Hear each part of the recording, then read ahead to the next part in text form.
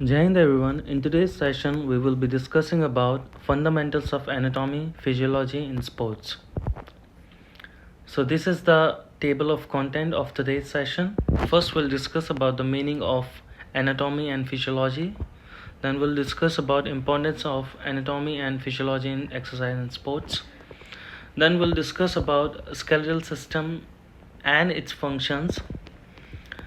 Then we'll discuss about type of bones, and at last we'll be discussing about type of joints.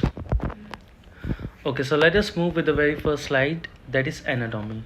So what is the meaning of anatomy? Anatomy is a branch of biology that studies the human body structure. Anatomy provides us with the details of human structure, its shape, and interrelationships with various parts of the body. It includes all body parts starting with your head to your toes. It teaches about how every part of your body works together. You have a brain that tells you what to do, muscles for movement, bones to keep you strong, and many more. Okay, moving further with the next slide, that is physiology. So, what is the meaning of physiology? Physiology is the science that studies the functions of various organs and systems, their relationship with other organs, and their effects. Physiology is the science of the mechanical, physical, and biochemical functions of human organs and cells. It encompasses everything from how your muscles contract to your liver's production of bile. It is the study of heart rate, respiratory rate, blood pressure, and more. Physiologists are scientists who study anatomy, bones, muscles, ligament, organs, joints, circulation systems, etc. Okay, moving further with the next slide, that is importance of anatomy and physiology in exercise and sports. So the first importance of anatomy and physiology is understanding anatomy helps athlete and fitness enthusiasts to know their body's structure, such as muscles, bones, and joints, which is vital for proper movement and injury prevention during exercise and sports. Knowledge of physiology is crucial as it explains how the body's system function during physical activity, like how the cardiovascular system delivers oxygen to muscles and how the respiratory system supports breathing during intense workouts. Anatomy and physiology knowledge helps design effective training programs tailored to individual needs and goals, optimizing performance and minimizing the risk of injuries. Athletes can identify weak areas and imbalances in their body through anatomical knowledge, allowing them to focus on specific muscle groups and improve overall strength and coordination.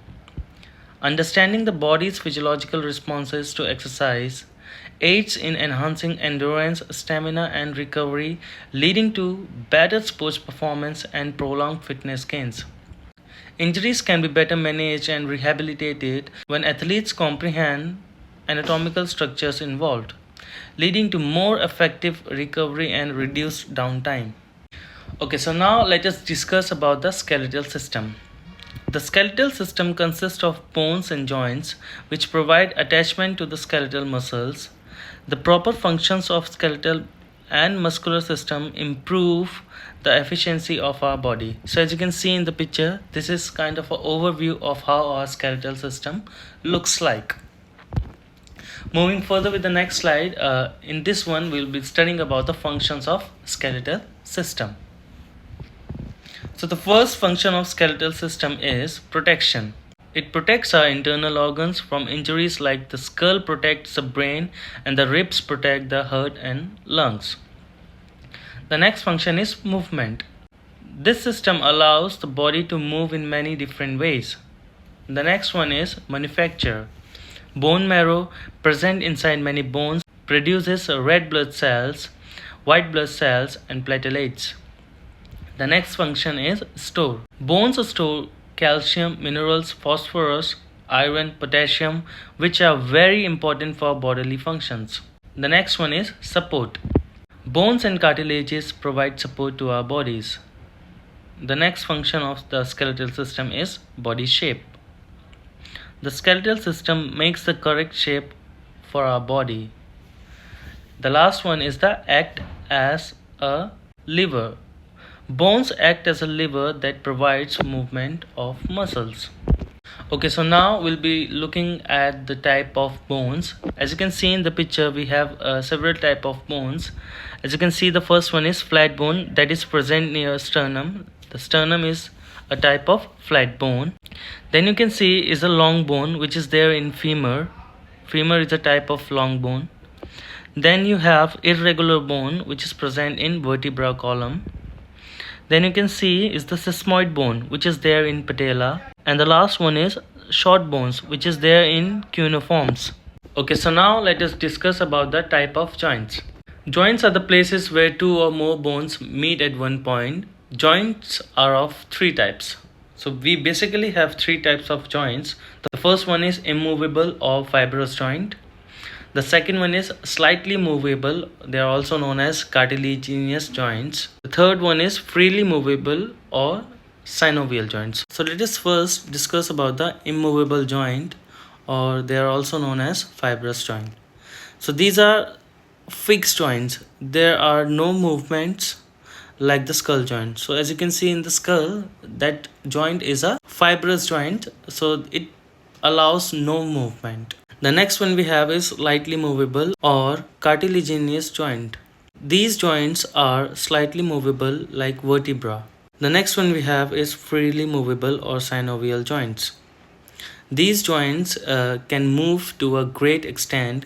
These are covered by thin membranes and filled with synovial fluid, which acts as a greasing agent. These joints are of various types. So about these joints we'll be discussing in the next slide. Okay, as you can see in the picture, these are the type of synovial joint. The first one you can see is ball and socket joint, which is present in shoulder. The next one we have is a saddle joint, which is there in thumb finger. The next one we have is hinge joint, which is present in the elbow joint. The next one we have is a pivot joint, which is there at the spinal. Then we have is a condyloid joint, which is there in the wrist. And at last we have a gliding joint, which is there in the feet. Okay, so this was about the type of joints. Okay, so this was about today's session. I hope you have understood well. If you have any doubts and queries, please reach out to me. Thank you.